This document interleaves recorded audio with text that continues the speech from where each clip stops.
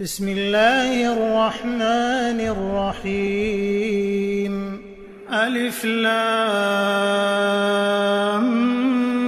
ميم ذلك الكتاب لا ريب فيه هدى للمتقين الذين يؤمنون بالغيب ويقيمون الصلاة ومما رزقناهم ينفقون والذين يؤمنون بما أنزل إليك وما أنزل من قبلك وبالآخرة هم يوقنون أولئك على هدى من ربهم وأولئك هم المفلحون إن الذين كفروا سواء عليهم أأنذرتهم أم لم تنذرهم لا يؤمنون ختم الله على قلوبهم وعلى سمعهم وعلى أبصارهم غشاوة ولهم عذاب عظيم ومن الناس من يقول آمنا بالله وباليوم الآخر وما هم بمؤمنين يخادعون الله والذين آمنوا وما يخدعون إلا أنفسهم وما يشعرون في قلوبهم مرض فزادهم الله مرضا ولهم عذاب أليم بما كانوا يكذبون وإذا قيل لهم لا تفسدوا في الأرض قالوا إنما نحن مصلحون ألا إنهم هم المفسدون ولكن لا يشعرون وإذا قيل لهم آمنوا كما آمن الناس قالوا أنؤمن كما آمن السفهاء ألا إنهم هم السفهاء ولكن لا يعلمون وإذا لقوا الذين آمنوا قالوا آمنا وإذا خلوا إلى شياطينهم قالوا إنا معكم إنما نحن مستهزئون الله يستهزئ بهم ويمدهم في طغيانهم يعمهون أولئك الذين اشتروا الضلالة بالهدى فما ربحت تجارتهم وما كانوا مهتدين مثلهم كمثل الذي استوقد نارا فلما أضاءت ما حوله ذهب الله بنورهم وتركهم في ظلمات لا يبصرون صم بكم عمي فهم لا يرجعون أو كصيب من السماء فيه ظلمات ورعد وبرق يجعلون أصابعهم في آذانهم من الصواعق حذر الموت والله محيط بالكافرين يكاد البرق يخطف أبصارهم كلما أضاء لهم مشوا فيه وإذا أظلم عليهم قاموا ولو شاء الله لذهب بسمعهم وأبصارهم إن الله على كل شيء قدير يا أيها الناس اعبدوا ربكم الذي خلقكم والذين من قبلكم لعلكم تتقون الذي جعل لكم الأرض فراشا والسماء بناء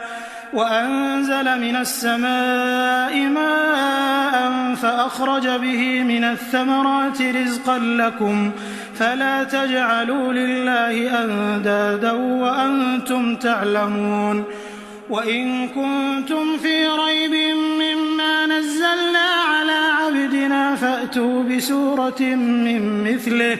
وادعوا شهداءكم من دون الله إن كنتم صادقين فإن لم تفعلوا ولن تفعلوا فاتقوا النار التي وقودها الناس والحجارة أعدت للكافرين وبشر الذين آمنوا وعملوا الصالحات أن لهم جنات تجري من تحتها الأنهار كلما رزقوا منها من ثمرة رزقا قالوا هذا الذي رزقنا من قبل وأتوا به متشابها ولهم فيها أزواج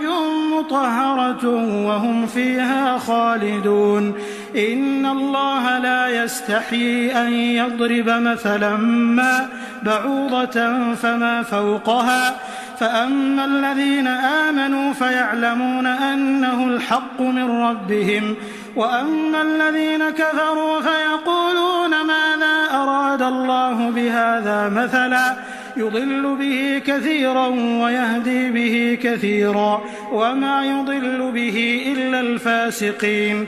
الذين ينقضون عهد الله من بعد ميثاقه ويقطعون ما أمر الله به أن يوصل ويفسدون في الأرض أولئك هم الخاسرون كيف تكفرون بالله وكنتم أمواتا فأحياكم ثم يميتكم ثم يحييكم ثم إليه ترجعون هو الذي خلق لكم ما في الأرض جميعا ثم استوى إلى السماء فسواهن 7 سماوات وهو بكل شيء عليم وإذ قال ربك للملائكة إني جاعل في الأرض خليفة قالوا أتجعل فيها من يفسد فيها ويسفك الدماء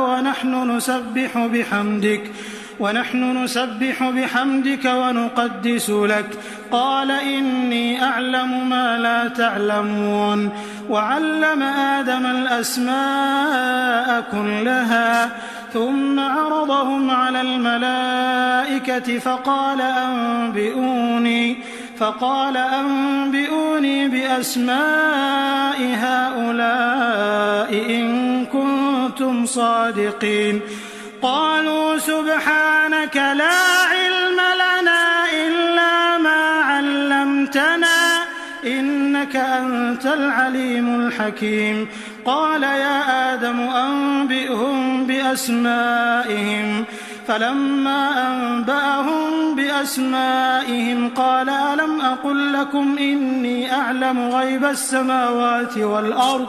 وأعلم ما تبدون وما كنتم تكتمون وإذ قلنا للملائكة اسجدوا لآدم فسجدوا إلا إبليس أبى واستكبر وكان من الكافرين وقلنا يا آدم اسكن أنت وزوجك الجنة وكلا منها رغدا حيث شئتما ولا تقربا هذه الشجرة فتكونا من الظالمين فأزلهما الشيطان عنها فأخرجهما مما كانا فيه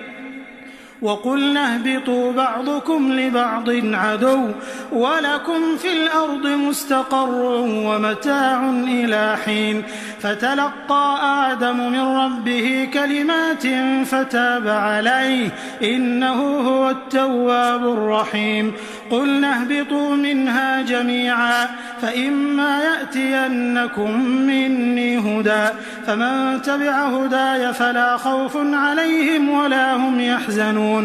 والذين كفروا وكذبوا بآياتنا أولئك أصحاب النار هم فيها خالدون يا بني إسرائيل اذكروا نعمتي التي أنعمت عليكم وأوفوا بعهدي أوف بعهدكم وإياي فارهبون وآمنوا بما أنزلت مصدقا لما معكم ولا تكونوا أول كافر به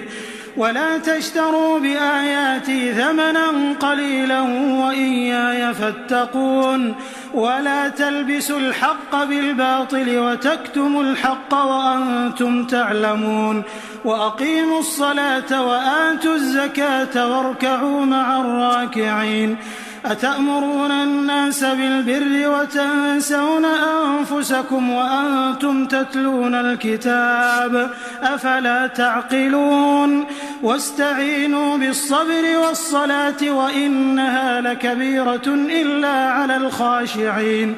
الذين يظنون أنهم ملاقو ربهم وأنهم إليه راجعون يا بني إسرائيل اذكروا نعمتي التي أنعمت عليكم وأني فضلتكم على العالمين واتقوا يوما لا تجزي نفس عن نفس شيئا ولا يقبل منها شفاعة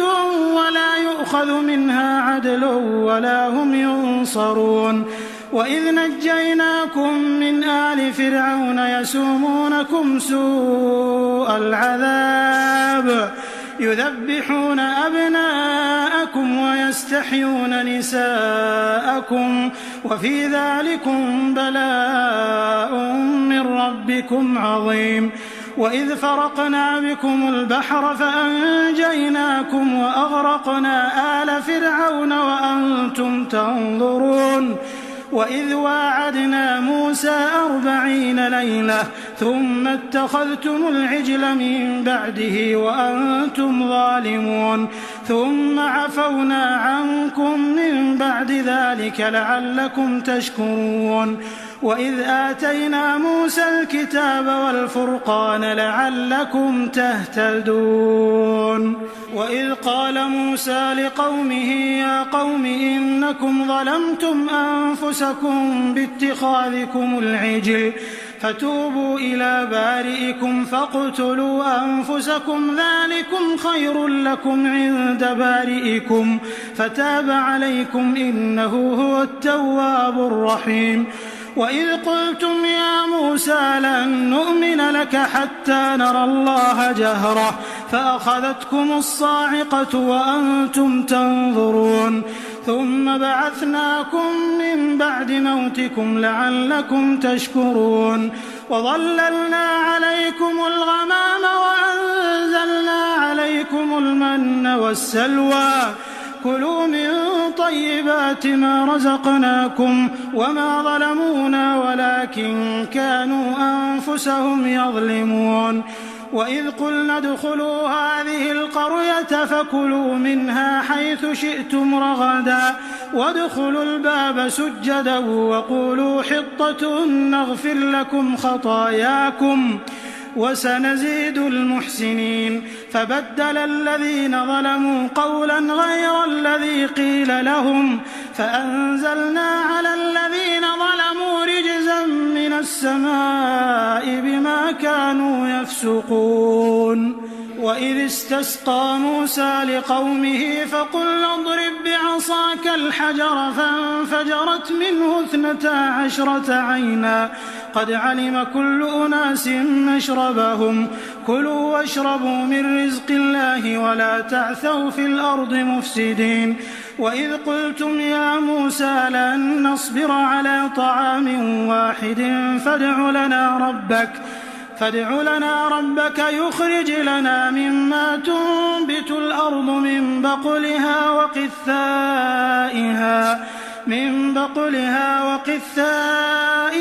وفومها وعدسها وبصلها قال أتستبدلون الذي هو أدنى بالذي هو خير اهبطوا مصرا فإن لكم ما سألتم وضربت عليهم الذلة والمسكنة وباءوا بغضب من الله ذلك بأنهم كانوا يكفرون بآيات الله ويقتلون النبيين بغير الحق ذلك بما عصوا وكانوا يعتدون إن الذين آمنوا والذين هادوا والنصارى والصابئين من آمن بالله واليوم الآخر وعمل صالحا فلهم أجرهم عند ربهم ولا خوف عليهم ولا هم يحزنون وإذ أخذنا ميثاقكم ورفعنا فوقكم الطور خذوا ما آتيناكم بقوة واذكروا ما فيه لعلكم تتقون ثم توليتم من بعد ذلك فلولا فضل الله عليكم ورحمته لكنتم من الخاسرين ولقد علمتم الذين اعتدوا منكم في السبت فقلنا لهم كونوا قردة خاسئين فجعلناها نكالا لما بين يديها وما خلفها وموعظة للمتقين.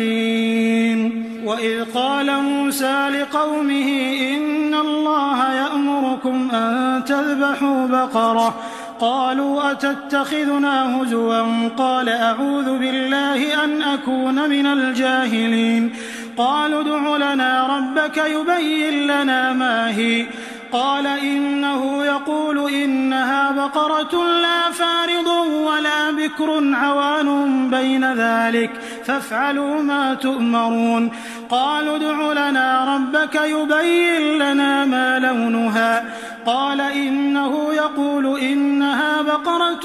صفراء فاقع لونها تسر الناظرين قالوا ادع لنا ربك يبين لنا ما هي إن البقرة شابه علينا وإنا إن شاء الله لمهتدون قال إنه يقول إنها بقرة لا ذلول تثير الأرض ولا تسقي الحرث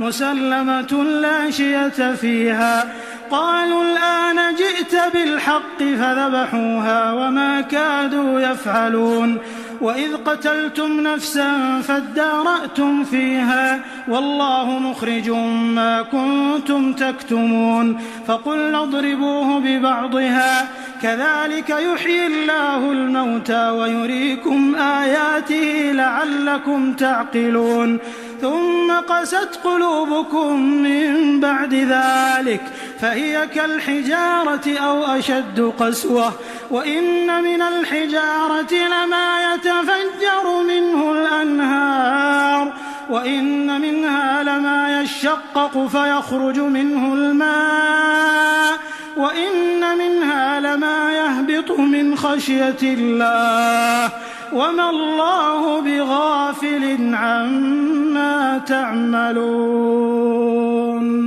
أفتطمعون أن يؤمنوا لكم وقد كان فريق منهم يسمعون كلام الله ثم يحرفونه من بعد ما عقلوه وهم يعلمون وإذا لقوا الذين آمنوا قالوا آمنا وإذا خلا بعضهم إلى بعض قالوا أتحدثونهم بما فتح الله عليكم ليحاجوكم به عند ربكم أفلا تعقلون أولا يعلمون أن الله يعلم ما يسرون وما يعلنون ومنهم أميون لا يعلمون الكتاب إلا أماني وإن هم إلا يظنون فويل للذين يكتبون الكتاب بأيديهم ثم يقولون هذا من عند الله ليشتروا به ثمنا قليلا فويل لهم مما كتبت أيديهم وويل لهم مما يكسبون وقالوا لن تمسنا النار إلا أياما معدودة قل أتخذتم عند الله عهدا فلن يخلف الله عهده أم تقولون على الله ما لا تعلمون بلى من كسب سيئة وأحاطت به خطيئته فأولئك أصحاب النار هم فيها خالدون والذين آمنوا وعملوا الصالحات أولئك أصحاب الجنة هم فيها خالدون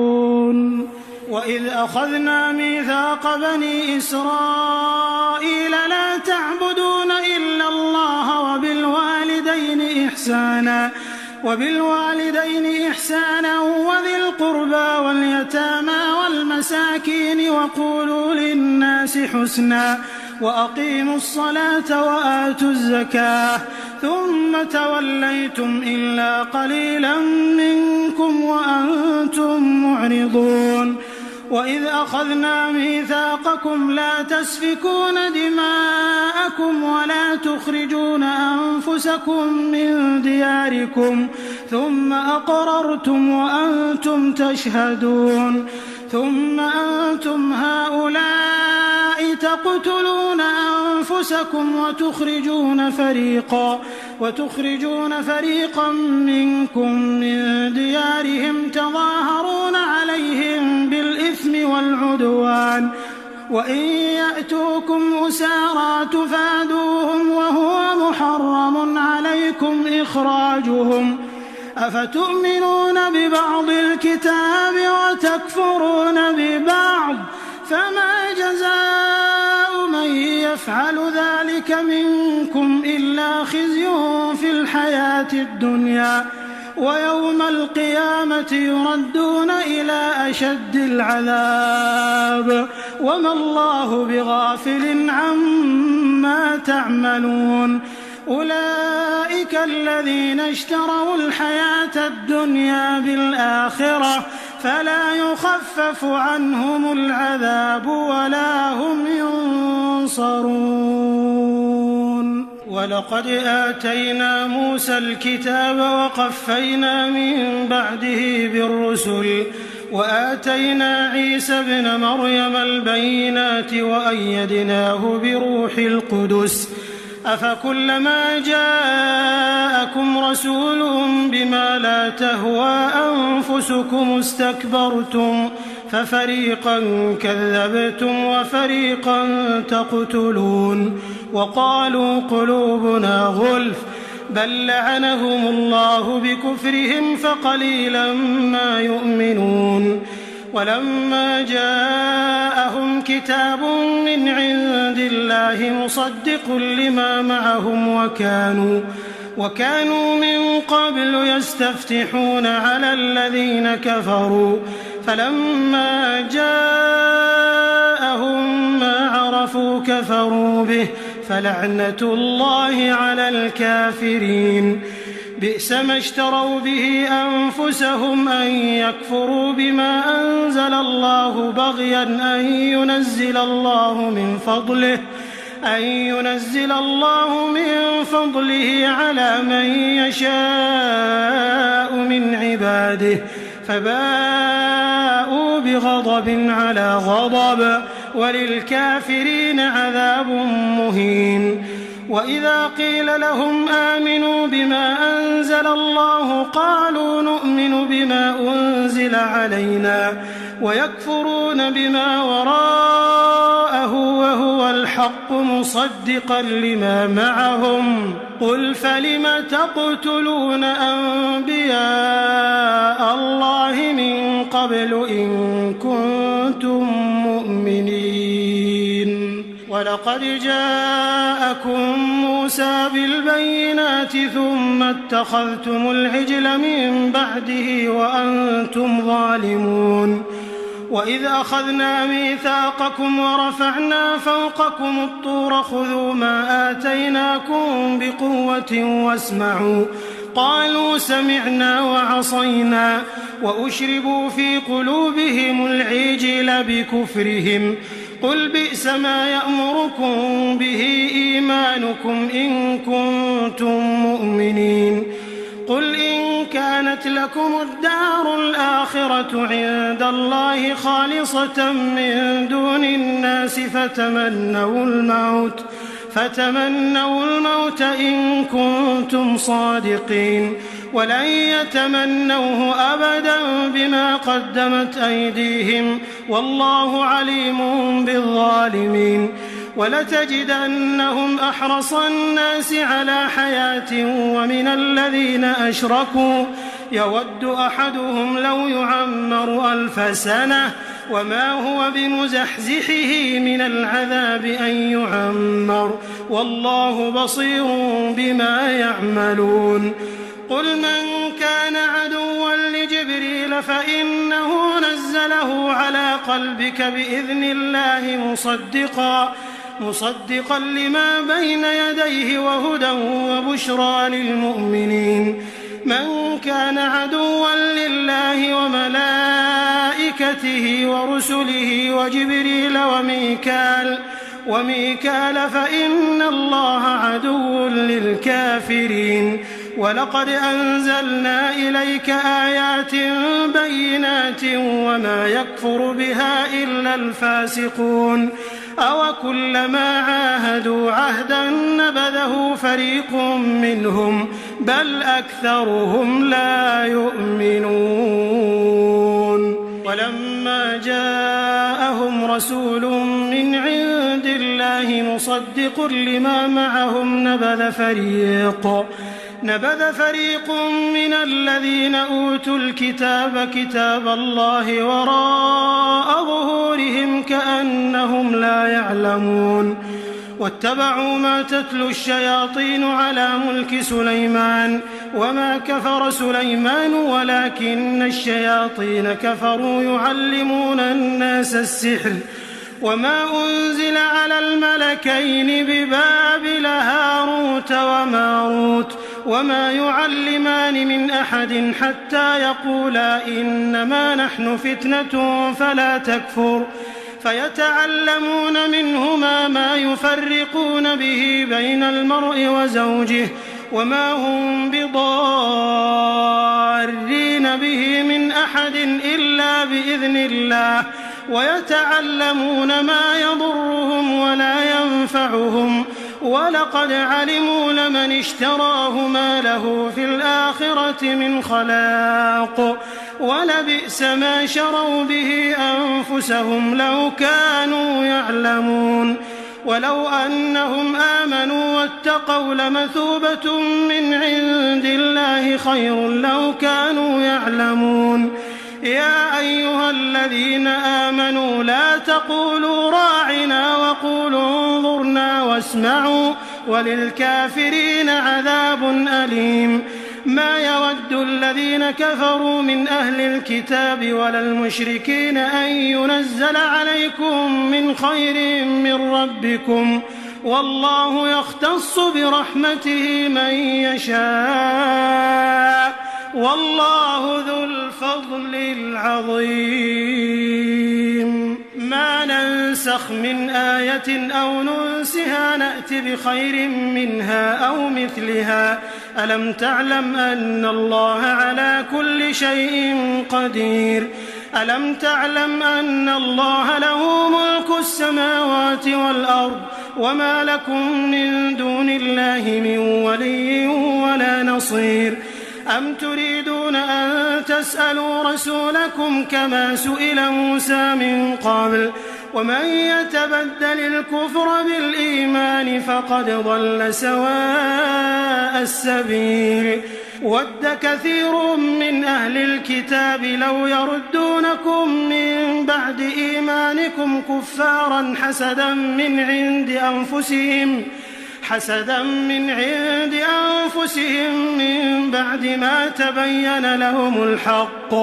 فاعفوا واصفحوا حتى يأتي الله بأمره إن الله على كل شيء قدير. وأقيموا الصلاة وآتوا الزكاة وما تقدموا لأنفسكم من خير تجدوه عند الله إن الله بما تعملون بصير. وقالوا لن يدخل الجنة إلا من كان هودا أو نصارى تلك أمانيهم قل هاتوا برهانكم إن كنتم صادقين. بلى من أسلم وجهه لله وهو محسن فله أجره عند ربه ولا خوف عليهم ولا هم يحزنون.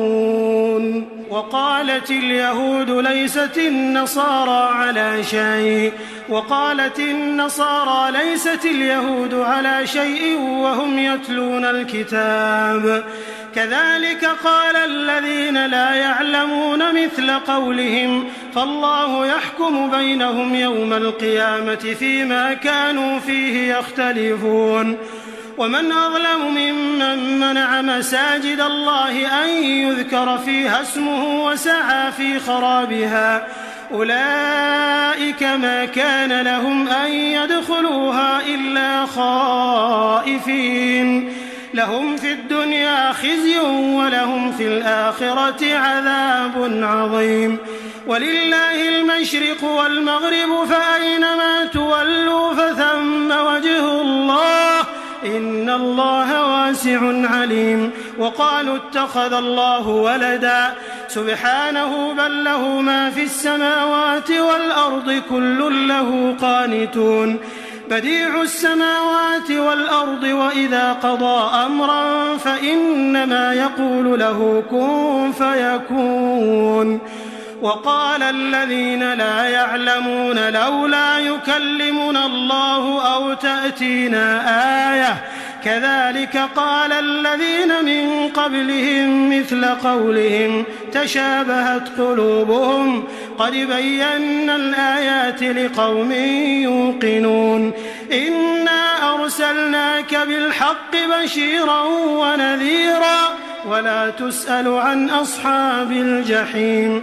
ولن ترضى عنك اليهود ولا النصارى حتى تتبع ملتهم قل إن هدى الله هو الهدى ولئن اتبعت أهواءهم بعد الذي جاءك من العلم ما لك من الله من ولي ولا نصير الذين آتيناهم الكتاب يتلونه حق تلاوته أولئك يؤمنون به ومن يكفر به فأولئك هم الخاسرون يا بني إسرائيل اذكروا نعمتي التي أنعمت عليكم وأني فضلتكم على العالمين واتقوا يوما لا تجزي نفس عن نفس شيئا ولا يقبل منها عدل ولا تنفعها شفاعة ولا هم ينصرون وإذ ابتلى إبراهيم ربه بكلمات فأتمهم قال إني جاعلك للناس إماما قال ومن ذريتي قال لا ينال عهد الظالمين وإذ جعلنا البيت مثابة للناس وأمنا واتخذوا من مقام إبراهيم مصلى وعهدنا إلى إبراهيم وإسماعيل أن طهرا بيتي للطائفين والعاكفين والركع السجود وإذ قال إبراهيم رب اجعل هذا بلدا آمنا وارزق أهله من الثمرات من آمن منهم بالله واليوم الآخر قال ومن كفر فأمتعه قليلا ثم أضطره إلى عذاب النار وبئس المصير وإذ يرفع إبراهيم القواعد من البيت وإسماعيل ربنا تقبل منا إنك أنت السميع العليم ربنا واجعلنا مسلمين لك ومن ذريتنا أمة مسلمة لك وأرنا مناسكنا وتب علينا إنك أنت التواب الرحيم ربنا وابعث فيهم رسولا منهم يتلو عليهم آياتك ويعلمهم الكتاب والحكمة ويزكيهم إنك أنت العزيز الحكيم ومن يرغب عن ملة إبراهيم إلا من سفه نفسه ولقد اصطفيناه في الدنيا وإنه في الآخرة لمن الصالحين إذ قال له ربه أسلم قال أسلمت لرب العالمين ووصى بها إبراهيم بنيه ويعقوب يا بني إن الله اصطفى لكم الدين فلا تموتن إلا وأنتم مسلمون أم كنتم شهداء إذ حضر يعقوب الموت إذ قال لبنيه ما تعبدون من بعدي قالوا نعبد إلهك وإله آبائك إبراهيم وإسماعيل وإسحاق إلها واحدا ونحن له مسلمون تلك أمة قد خلت لها ما كسبت ولكم ما كسبتم ولا تسألون عما كانوا يعملون وقالوا كونوا هودا أو نصارى تهتدوا قل بل ملة إبراهيم حنيفا وما كان من المشركين قولوا آمنا بالله وما أنزل إلينا وما أنزل إلى إبراهيم وإسماعيل وإسحاق ويعقوب والأسباط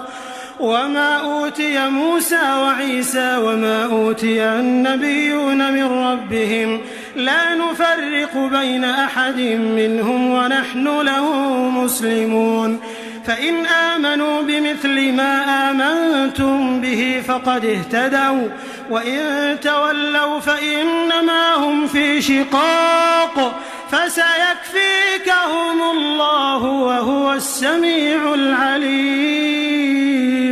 صبغة الله ومن أحسن من الله صبغة ونحن له عابدون قل أتحاجوننا في الله وهو ربنا وربكم ولنا أعمالنا ولكم أعمالكم ونحن له مخلصون أم تقولون إن إبراهيم وإسماعيل وإسحاق ويعقوب والأسباط كانوا هودا أو نصارى قل أأنتم أعلم أم الله ومن أظلم ممن كتم شهادة عنده من الله وما الله بغافل عما تعملون تلك أمة قد خلت لها ما كسبت ولكم ما كسبتم ولا تسألون عما كانوا يعملون سيقول السفهاء من الناس ما ولاهم عن قبلتهم التي كانوا عليها قل لله المشرق والمغرب يهدي من يشاء إلى صراط مستقيم وكذلك جعلناكم أمة وسطا لتكونوا شهداء على الناس ويكون الرسول عليكم شهيدا وما جعلنا القبلة التي كنت عليها إلا لنعلم من يتبع الرسول ممن ينقلب على عقبيه وإن كانت لكبيرة إلا على الذين هدى الله وما كان الله ليضيع إيمانكم إن الله بالناس لرؤوف رحيم قد نرى تقلب وجهك في السماء فلنولينك قبلة ترضاها فول وجهك شطر المسجد الحرام وحيث ما كنتم فولوا وجوهكم شطره وإن الذين أوتوا الكتاب ليعلمون أنه الحق من ربهم وما الله بغافل عما يعملون ولئن أتيت الذين أوتوا الكتاب بكل آية ما تبعوا قبلتك وما أنت بتابع قبلتهم وما بعضهم بتابع قبلة بعض ولئن اتبعت أهواءهم من بعد ما جاءك من العلم إنك إذا لمن الظالمين الذين آتيناهم الكتاب يعرفونه كما يعرفون أبناءهم وإن فريقا منهم ليكتمون الحق وهم يعلمون الحق من ربك فلا تكونن من الممترين ولكل وجهة هو موليها فاستبقوا الخيرات أينما تكونوا يأت بكم الله جميعا إن الله على كل شيء قدير ومن حيث خرجت فول وجهك شطر المسجد الحرام وإنه للحق من ربك وما الله بغافل عما تعملون ومن حيث خرجت فول وجهك شطر المسجد الحرام وحيث ما كنتم فولوا وجوهكم شطره لئلا يكون للناس عليكم حجة إلا الذين ظلموا منهم فلا تخشوهم واخشوني ولأتم نعمتي عليكم ولعلكم تهتدون كما أرسلنا فيكم رسولا منكم يتلو عليكم آياتنا ويزكيكم ويعلمكم الكتاب والحكمة ويعلمكم ما لم تكونوا تعلمون فاذكروني أذكركم واشكروا لي ولا تكفرون يا أيها الذين آمنوا استعينوا بالصبر والصلاة إن الله مع الصابرين ولا تقولوا لمن يقتل في سبيل الله أموات بل أحياء ولكن لا تشعرون ولنبلونكم بشيء من الخوف والجوع ونقص من الأموال والأنفس والثمرات وبشر الصابرين الذين إذا أصابتهم مصيبة قالوا إنا لله وإنا إليه راجعون أولئك عليهم صلوات من ربهم ورحمة وأولئك هم المهتدون إن الصفا والمروة من شعائر الله فمن حج البيت أو اعتمر فلا جناح عليه أن يطوف بهما ومن تطوع خيرا فإن الله شاكر عليم إن الذين يكتمون ما أنزلنا من البينات والهدى من بعد ما بيناه للناس في الكتاب أولئك يلعنهم الله ويلعنهم اللاعنون إلا الذين تابوا وأصلحوا وبينوا فأولئك أتوب عليهم وأنا التواب الرحيم إن الذين كفروا وماتوا وهم كفار أولئك عليهم لعنة الله والملائكة والناس أجمعين خالدين فيها لا يخفف عنهم العذاب ولا هم ينظرون وإلهكم إله واحد لا إله إلا هو الرحمن الرحيم إن في خلق السماوات والأرض واختلاف الليل والنهار والفلك التي تجري في البحر بما ينفع الناس وما أنزل الله من السماء من ماء فأحيا به الأرض بعد موتها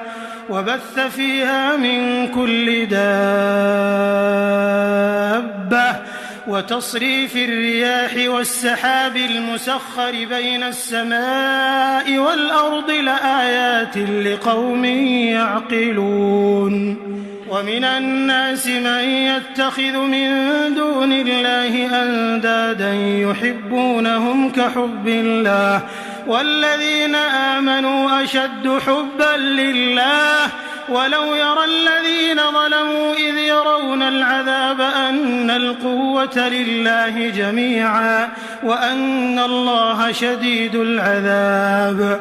إذ تبرأ الذين اتبعوا من الذين اتبعوا ورأوا العذاب وتقطعت بهم الأسباب وقال الذين اتبعوا لو أن لنا كرة فنتبرأ منهم كما تبرأوا منا كذلك يريهم الله أعمالهم حسرات عليهم وما هم بخارجين من النار. يا أيها الناس كلوا مما في الأرض حلالا طيبا ولا تتبعوا خطوات الشيطان إنه لكم عدو مبين. إنما يأمركم بالسوء والفحشاء وأن تقولوا على الله ما لا تعلمون.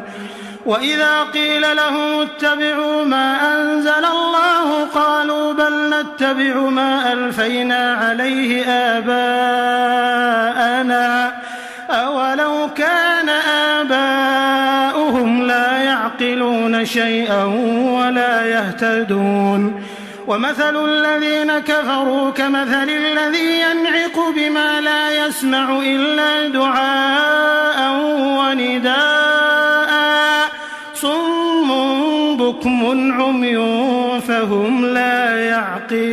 يعقلون. يا أيها الذين آمنوا كلوا من طيبات ما رزقناكم واشكروا لله إن كنتم إياه تعبدون.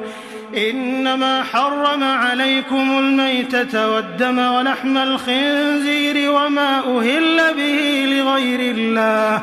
فمن اضطر غير باغ ولا عاد فلا إثم عليه إن الله غفور رحيم. إن الذين يكتمون ما أنزل الله من الكتاب ويشترون به ثمنا قليلا أولئك ما يأكلون في بطونهم إلا النار ولا يكلمهم الله يوم القيامة ولا يزكيهم ولهم عذاب أليم. أولئك الذين اشتروا الضلالة بالهدى والعذاب بالمغفرة فما أصبرهم على النار ذلك بأن الله نزل الكتاب بالحق وإن الذين اختلفوا في الكتاب لفي شقاق بعيد. ليس البر أن تولوا وجوهكم قبل المشرق والمغرب ولكن البر من آمن بالله واليوم الآخر والملائكة والكتاب والنبيين وآتى المال على حبه ذوي القربى واليتامى والمساكين وابن السبيل والسائلين وفي الرقاب وأقام الصلاة وآتى الزكاة والموفون بعهدهم إذا عاهدوا والصابرين في البأساء والضراء وحين البأس أولئك الذين صدقوا وأولئك هم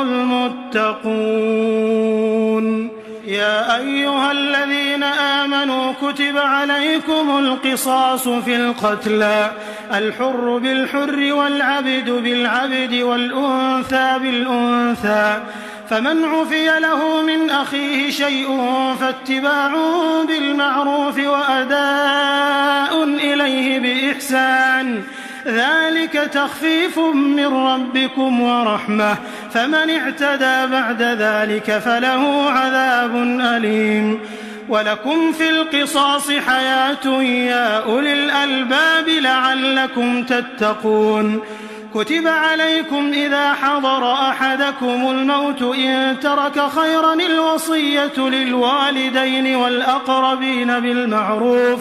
حقا على المتقين فمن بدله بعدما سمعه فإنما إثمه على الذين يبدلونه إن الله سميع عليم. فمن خاف من موص جنفا أو إثما فأصلح بينهم فلا إثم عليه إن الله غفور رحيم. يا أيها الذين آمنوا كتب عليكم الصيام كما كتب على الذين من قبلكم لعلكم تتقون أياما معدودات فمن كان منكم مريضا أو على سفر فعدة من أيام أخر وعلى الذين يطيقونه فدية طعام مسكين فمن تطوع خيرا فهو خير له وأن تصوموا خير لكم إن كنتم تعلمون شهر رمضان الذي أنزل فيه القرآن هدى للناس وبينات من الهدى والفرقان فمن شهد منكم الشهر فليصم ومن كان مريضا أو على سفر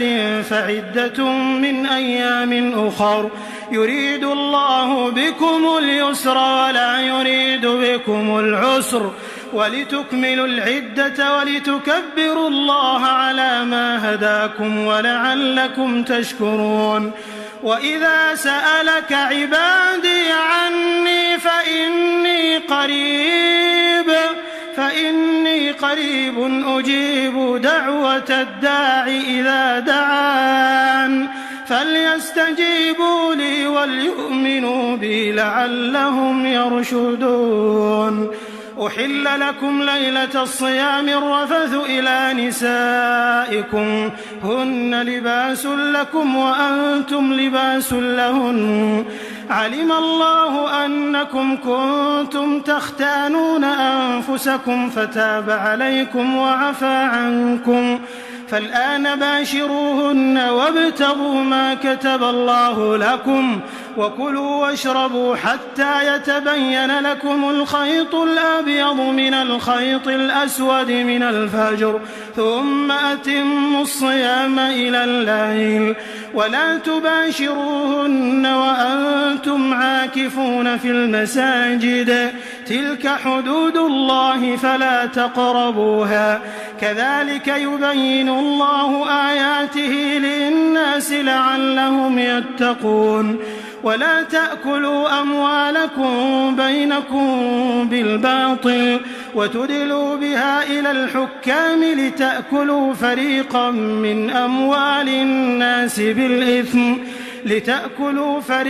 من أموال الناس بالإثم وأنتم تعلمون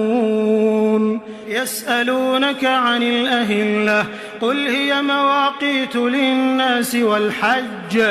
وليس البر بأن تأتوا البيوت من ظهورها ولكن البر من اتقى وأتوا البيوت من أبوابها واتقوا الله لعلكم تفلحون وقاتلوا في سبيل الله الذين يقاتلونكم ولا تعتدوا إن الله لا يحب المعتدين وقتلوهم حيث ثقفتموهم وأخرجوهم من حيث أخرجوكم والفتنة أشد من القتل ولا تقاتلوهم عند المسجد الحرام حتى يقاتلوكم فيه فإن قاتلوكم فاقتلوهم كذلك جزاء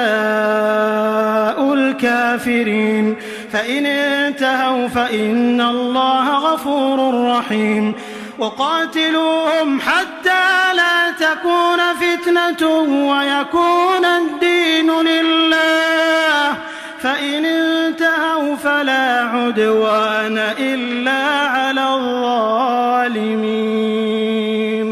الشهر الحرام بالشهر الحرام والحرمات قصاص فمن اعتدى عليكم فاعتدوا عليه بمثل ما اعتدى عليكم واتقوا الله واعلموا أن الله مع المتقين وأنفقوا في سبيل الله ولا تلقوا بأيديكم إلى التهلكة وأحسنوا إن الله يحب المحسنين وأتموا الحج والعمرة لله فإن أحصرتم فما استيسر من الهادي ولا تحلقوا رؤوسكم حتى يبلغ الهدي محله، فمن كان منكم مريضا أو به أذى من رأسه ففدية من صيام أو صدقة أو نسك،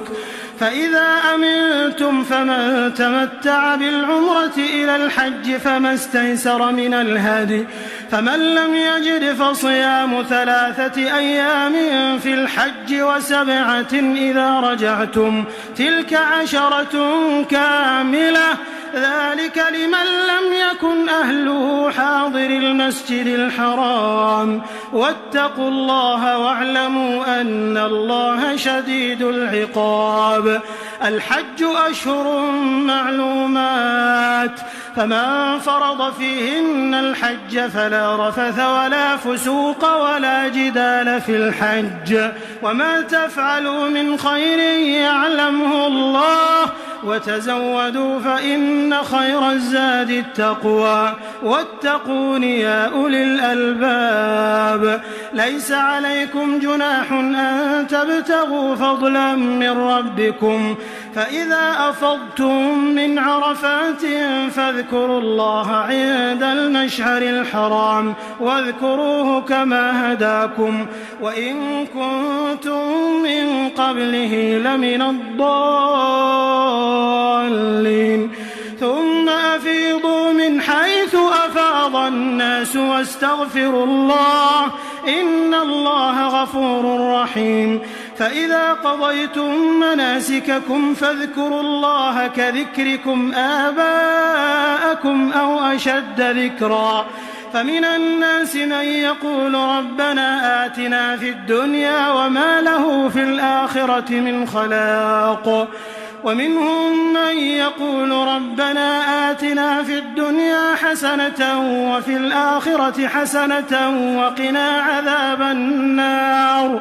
أولئك لهم نصيب مما كسبوا والله سريع الحساب. واذكروا الله في أيام معدودات، فمن تعجل في يومين فلا إثم عليه، ومن تأخر فلا إثم عليه لمن اتقى. واتقوا الله واعلموا أنكم إليه تحشرون. ومن الناس من يعجبك قوله في الحياة الدنيا ويشهد الله على ما في قلبه وهو ألد الخصام، وإذا تولى سعى في الأرض ليفسد فيها ويهلك الحرث والنسل والله لا يحب الفساد. وإذا قيل له اتق الله أخذته العزة بالإثم فحسبه جهنم ولبئس المهاد. ومن الناس من يشري نفسه ابتغاء مرضات الله والله رؤوف بالعباد. يا أيها الذين آمنوا ادخلوا في السلم كافة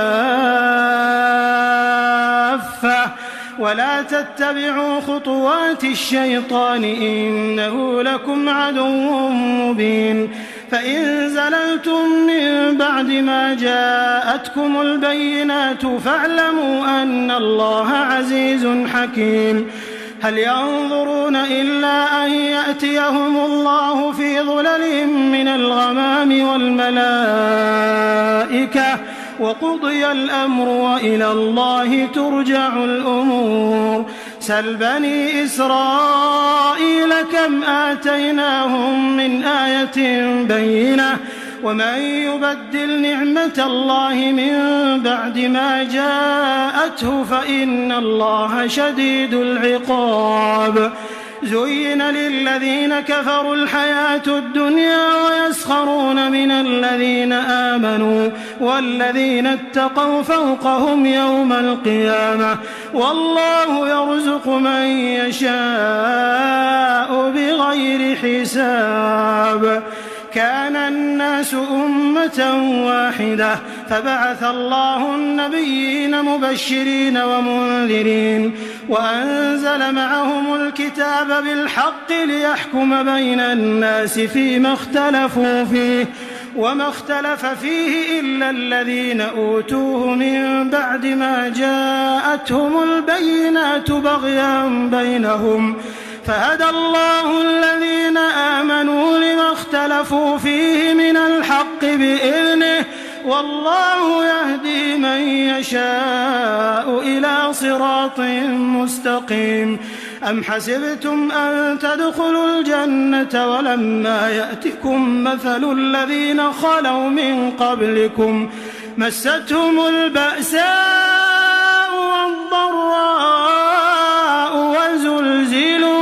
وزلزلوا حتى يقول الرسول والذين آمنوا معه متى نصر الله ألا إن نصر الله قريب. يسألونك ماذا ينفقون قل ما أنفقتم من خير فللوالدين والأقربين واليتامى والمساكين وابن السبيل وما تفعلوا من خير فإن الله به عليم. كتب عليكم القتال وهو كره لكم وعسى أن تكرهوا شيئا وهو خير لكم وعسى أن تحبوا شيئا وهو شر لكم والله يعلم وأنتم لا تعلمون. يسألونك عن الشهر الحرام قتال فيه قل قتال فيه كبير وصد عن سبيل الله وكفر به والمسجد الحرام وإخراج أهله منه أكبر عند الله والفتنة أكبر من القتل ولا يزالون يقاتلونكم حتى يردوكم عن دينكم إن استطاعوا ومن يرتدد منكم عن دينه فيمت وهو كافر فأولئك حبطت أعمالهم في الدنيا والآخرة وأولئك أصحاب النار هم فيها خالدون.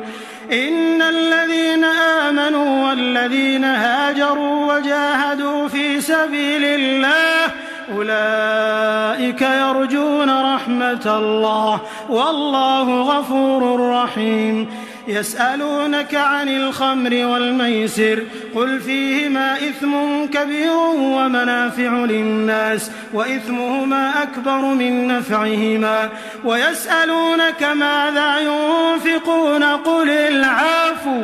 كذلك يبين الله لكم الآيات لعلكم تتفكرون في الدنيا والآخرة. ويسألونك عن اليتامى قل إصلاح لهم خير وإن تخالطوهم فإخوانكم والله يعلم المفسد من المصلح ولو شاء الله لأعنتكم إن الله عزيز حكيم. ولا تنكحوا المشركات حتى يؤمنوا ولأمة مؤمنة خير من مشركة ولو أعجبتكم ولا تنكحوا المشركين حتى يؤمنوا ولعبد مؤمن خير من مشرك ولو أعجبكم أولئك يدعون إلى النار والله يدعو إلى الجنة والمغفرة بإذنه ويبين آياته للناس لعلهم يتذكرون. ويسألونك عن المحيض قل هو أذى فاعتزلوا النساء في المحيض ولا تقربوهن حتى يطهرن فإذا تطهرن فأتوهن من حيث أمركم الله إن الله يحب التوابين ويحب المتطهرين. نساؤكم حرث لكم فأتوا حرثكم أنى شئتم وقدموا لأنفسكم واتقوا الله واعلموا أنكم ملاقوه وبشر المؤمنين. ولا تجعلوا الله عرضة كفارة لأيمانكم أن تبروا وتتقوا وتصلحوا بين الناس والله سميع عليم. لا يؤاخذكم الله باللغو في أيمانكم ولكن يؤاخذكم بما كسبت قلوبكم والله غفور حليم. للذين يؤلون من نسائهم تربص 4 أشهر فإن فاءوا فإن الله غفور رحيم وإن عزموا الطلاق فإن الله سميع عليم. والمطلقات يتربصن بأنفسهن 3 قروء ولا يحل لهن أن يكتمن ما خلق الله في أرحامهن إن كن يؤمن بالله واليوم الآخر وبعولتهن أحق بردهن في ذلك إن أرادوا إصلاحا ولهن مثل الذي عليهن بالمعروف وللرجال عليهن درجة والله عزيز حكيم. الطلاق 2 فإمساك بمعروف أو تسريح بإحسان ولا يحل لكم أن تأخذوا مما آتيتموهن شيئا إلا أن يخافا ألا يقيما حدود الله فإن خفتم ألا يقيما حدود الله فلا جناح عليهما فيما افتدت به تلك حدود الله فلا تعتدوها ومن يتعد حدود الله فأولئك هم الظالمون. فإن طلقها فلا تحل له من بعد حتى تنكح زوجا غيره. فإن طلقها فلا جناح عليهما أن يتراجعا إن ظنا أن يقيما حدود الله وتلك حدود الله يبينها لقوم يعلمون. وإذا طلقتم النساء فبلغن أجلهن فأمسكوهن بمعروف أو سرحوهن بمعروف ولا تمسكوهن ضرارا لتعتدوا ومن يفعل ذلك فقد ظلم نفسه. ولا تتخذوا آيات الله هزوا واذكروا نعمة الله عليكم وما أنزل عليكم من الكتاب والحكمة يعظكم به واتقوا الله واعلموا أن الله بكل شيء عليم. وإذا طلقتم النساء فبلغن أجلهن فلا تعضلوهن أن ينكحن أزواجهن إذا تراضوا بينهم بالمعروف ذلك يوعظ به من كان منكم يؤمن بالله واليوم الآخر ذلكم أزكى لكم وأطهر والله يعلم وأنتم لا تعلمون. والوالدات يرضعن أولادهن حولين كاملين لمن أراد أن يتم الرضاعة وعلى المولود له رزقهن وكسوتهن بالمعروف لا تكلف نفس إلا وسعها لا تضار والدة بولدها ولا مولود له بولده وعلى الوارث مثل ذلك فإن أرادا فصالا عن تراض منهما وتشاور فلا جناح عليهما. وإن أردتم أن تسترضعوا أولادكم فلا جناح عليكم إذا سلمتم ما آتيتم بالمعروف واتقوا الله واعلموا أن الله بما تعملون بصير.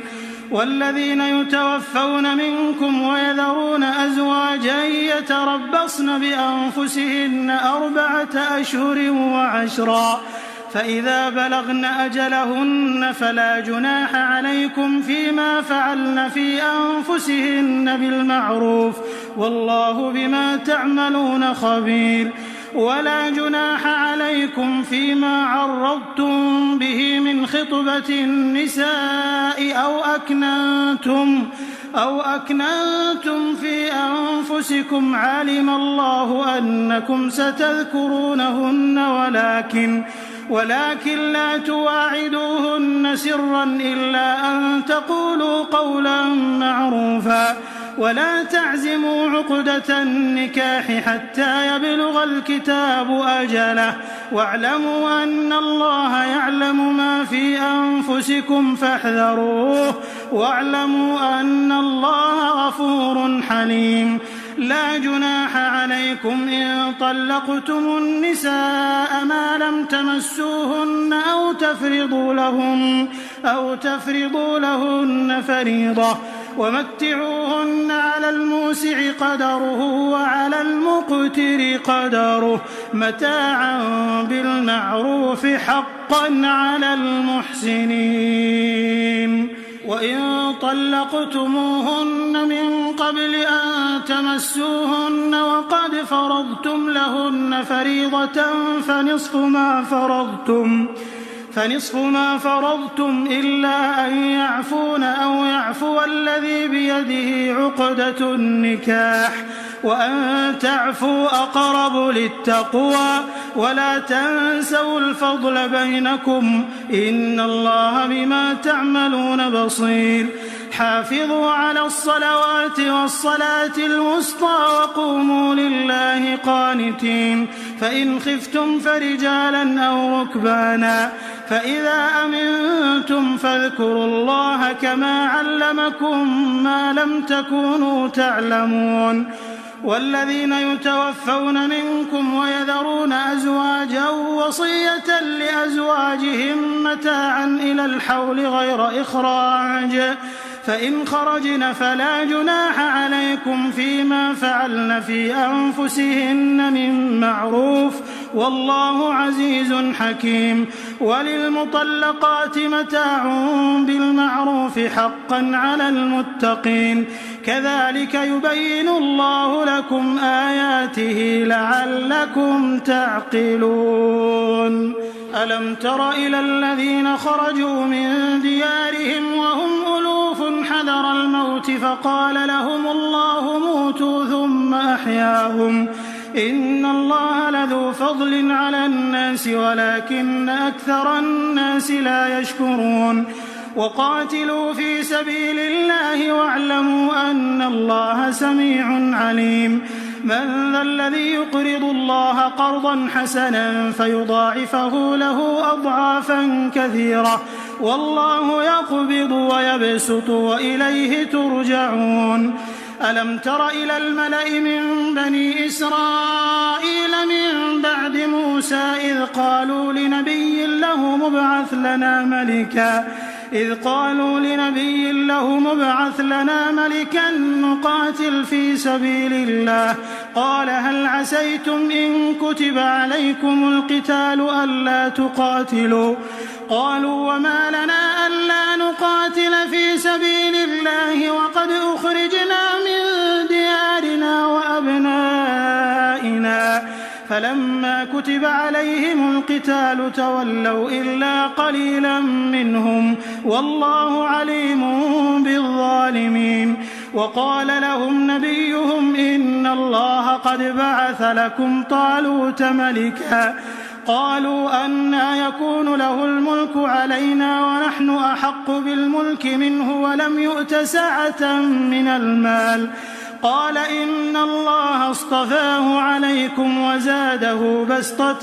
في العلم والجسم والله يؤتي ملكه من يشاء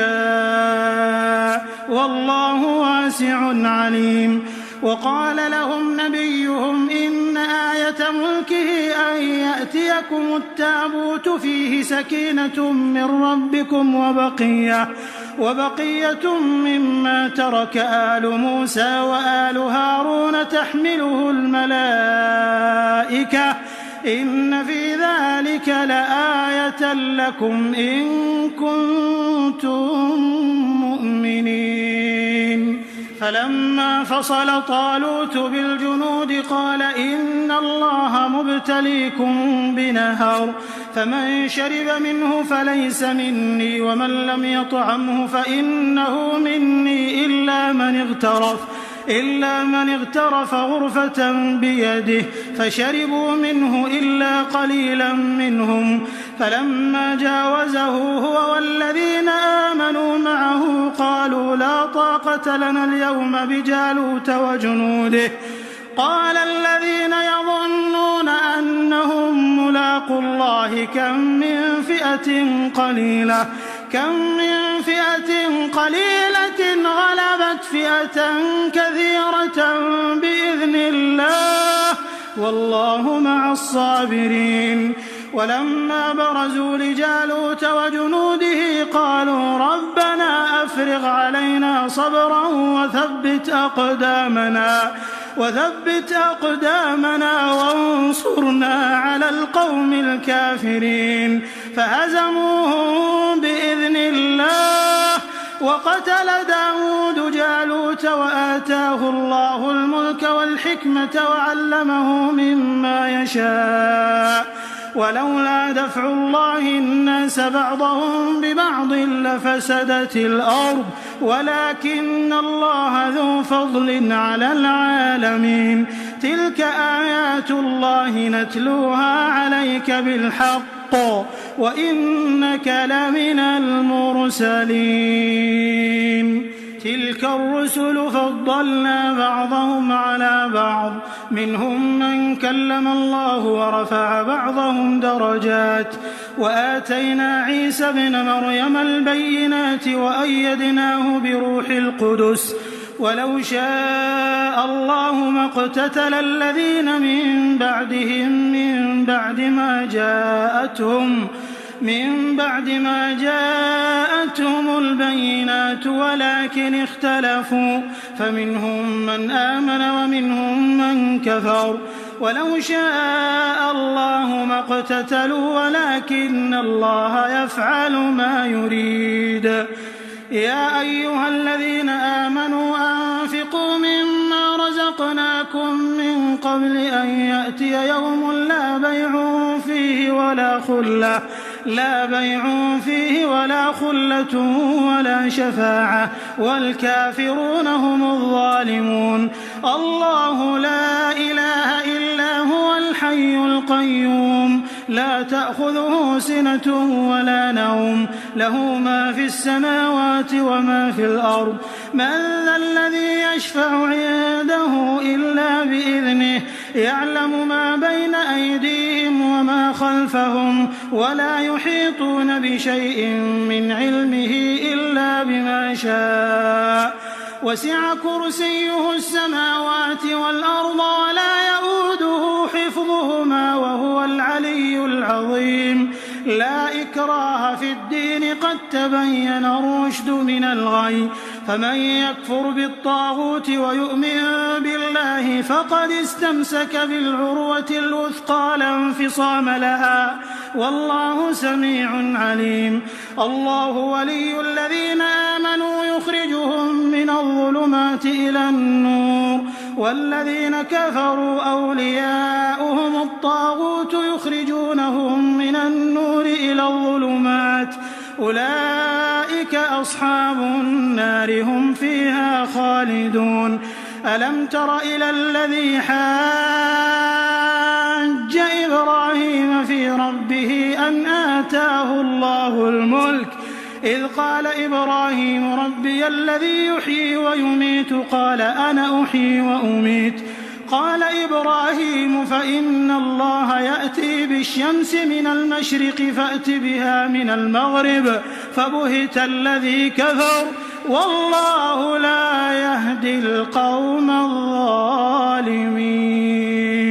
أو كالذي مر على قرية وهي خاوية على عروشها قال أنى يحيي هذه الله بعد موتها فأماته الله 100 عام ثم بعثه قال كم لبثت قال لبثت يوما أو بعض يوم قال بل لبثت 100 عام فانظر إلى طعامك وشرابك لم يتسنه وانظر إلى حمارك ولنجعلك آية للناس وانظر إلى العظام كيف ننشزها ثم نكسوها لحما فلما تبين له قال أعلم أن الله على كل شيء قدير وإذ قال إبراهيم رب أرني كيف تحيي الموتى قال أولم تؤمن قال بلى ولكن ليطمئن قلبي قال فخذ 4 من الطير فصرهن إليك ثم اجعل على كل جبل منهن جزءا ثم ادعهن يأتينك سعيا واعلم أن الله عزيز حكيم مثل الذين ينفقون أموالهم في سبيل الله كمثل حبة أنبتت 7 سنابل في كل سنبلة 100 حبة والله يضاعف لمن يشاء والله واسع عليم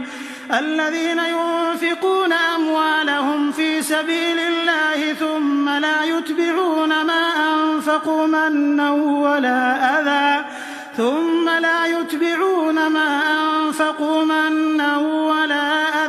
لهم أجرهم عند ربهم ولا خوف عليهم ولا هم يحزنون قول معروف ومغفرة خير من صدقة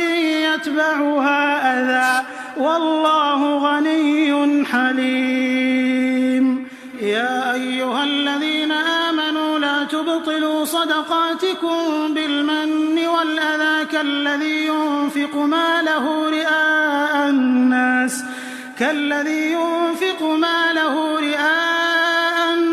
ولا يؤمن بالله واليوم الآخر فمثله كمثل صفوان عليه تراب فأصابه وابل فتركه صلدا لا يقدرون على شيء مما كسبوا والله لا يهدي القوم الكافرين ومثل الذين ينفقون أموالهم ابتغاء مرضات الله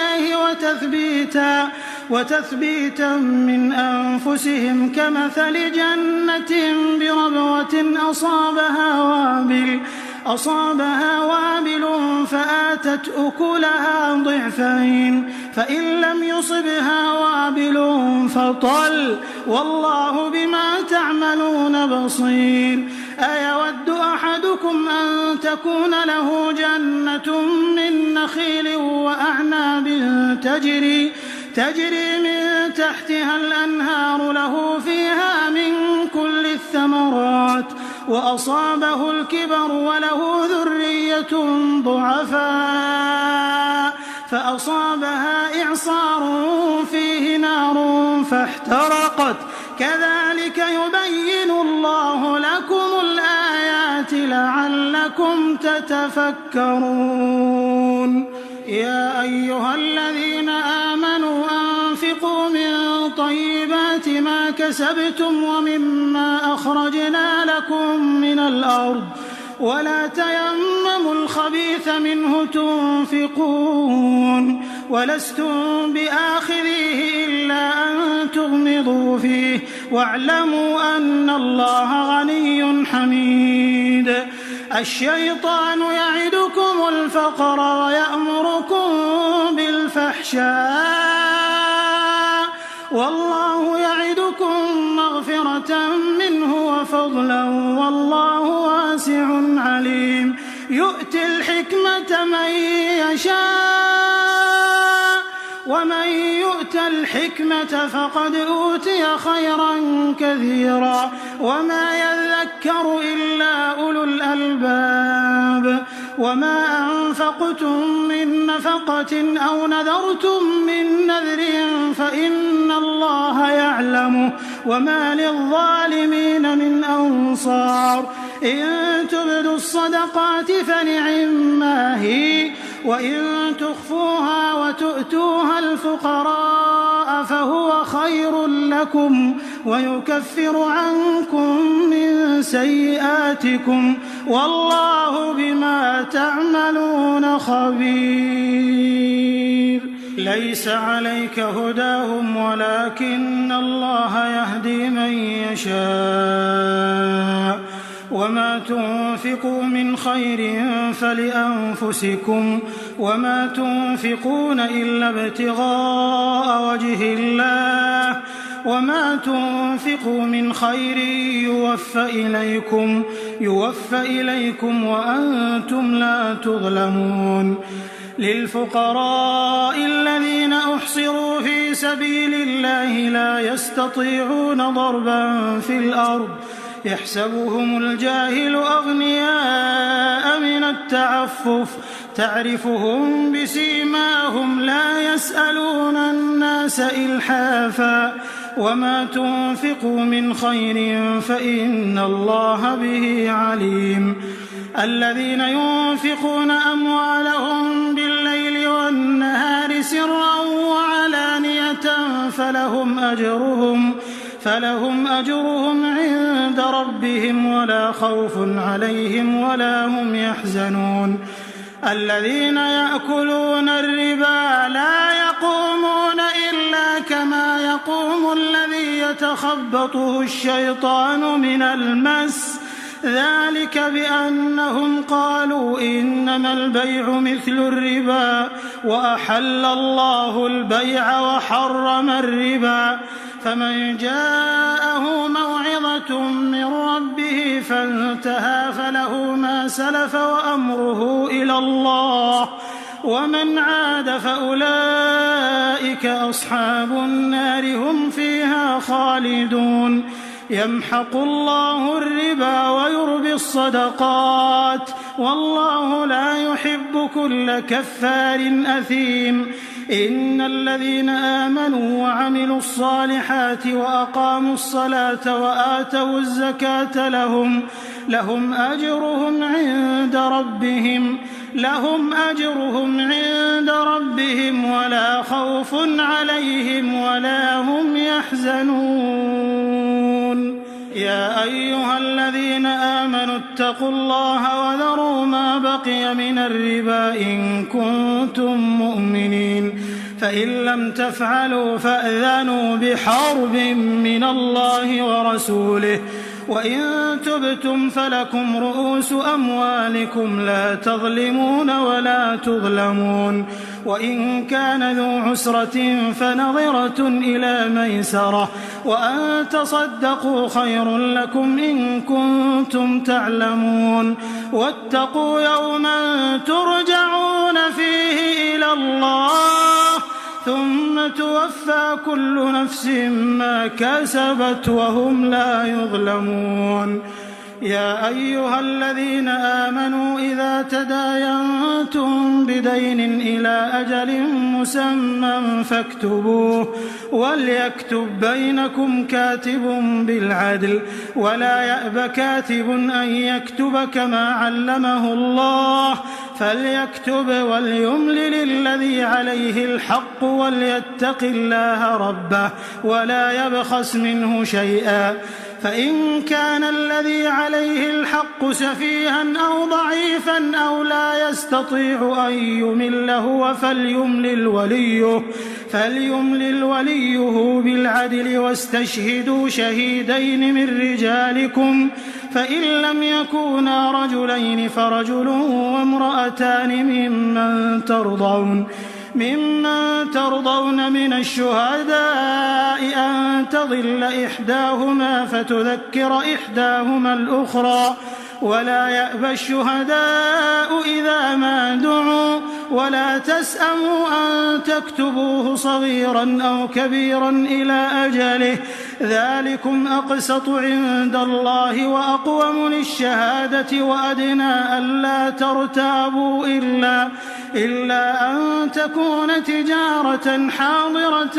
تديرونها بينكم فليس عليكم جناح ألا تكتبوها وأشهدوا إذا تبايعتم ولا يضار كاتب